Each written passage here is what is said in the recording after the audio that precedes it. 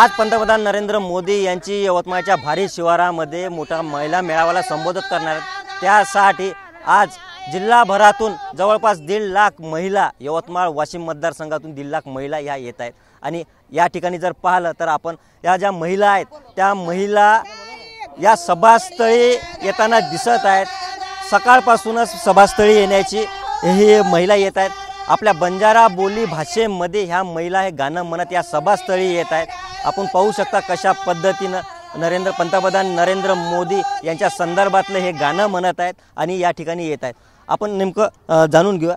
मला सांगाल कोण्या ठिकाणाहून आपण आलात? हुडीहून यवतमाळ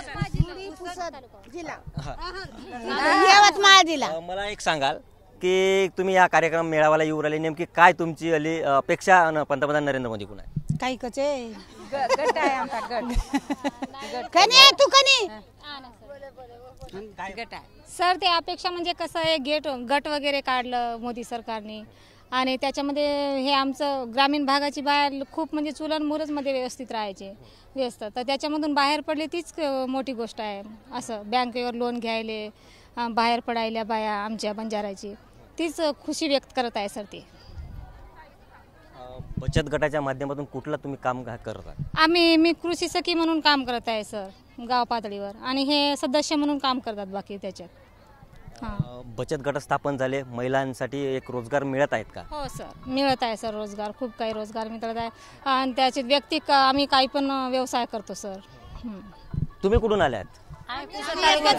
काय नेमकं तुम्ही आज या मेळाव्याला येऊन राहिले तर नेमकं काय महिला बचत गटाच्या याच्यातून तुम्ही हे कराल? म्हणजे आज आम्ही इथं मेळाव्यासाठी आलो कारण की मोदी सरकारकडून जे बायाला व्यवसाय करण्यासाठी निधी आहे किंवा बायांना जे बेरोजगार बाया त्यांना रोजगार मिळावं आणि ज्यानं मोदीनं जे सांगितलेलं आहे त्याच्यावर ते ठामपणे राहिलेलं पाहिजेत आणि बायाला सक्षमीकरण तर आपल्याला सांगितलेलंच आहे आणि त्याने बॅनर पण लावलेला आहे आणि 15 दिवस पूर्वीचं एक कार्यक्रम राबवत चालू आहे आणि आता यवतमाळपर्यंत आलेला आहे कार्यक्रम। पण मोदी सरकारला एकच सांगायचं आहे, जे बाया आमच्या चूल आणि मूलमध्ये होते आणि उमेदमध्ये आले आणि त्याचं काहीतरी परिवर्तन झालं पाहिजेत आणि त्याला रोजगार व्यवसाय भेटला पाहिजे। तुम्ही जे गाणं म्हणत इथे येत आहेत तर नेमका त्या मागचा काय नेमका अर्थ? देवळ बांधलं मोठा संगीन ते त्याच्या पायी गाणं म्हणायलो आम्ही म्हणून त्याचं कौतुक करत आहे। अयोध्यामध्ये मंदिर केलं म्हणते आमच्या मोदी सरकारने आणि ते खूप चांगलं नेता आहे म्हणते की 500 वर्षापासून आम्ही वाट पाहत होतो म्हणे। तर त्याच्यामागे त्याची खुशी ते व्यक्त करत आहे गाणे म्हणून। निश्चितच आपण जर पाहिलं तर एक उत्साह महिलांचा बचत गटांचा दिसून येत आहे। यवतमाळच्या पुसद येथील हुडी इथून आलेल्या हा महिला आहेत आणि एक मोदीच्या संदर्भातलं जे उत्साहवर्धक वातावरण या ठिकाणी दिसत येत आहेत। निलेश फाळके, ABP माझा, यवतमाळ।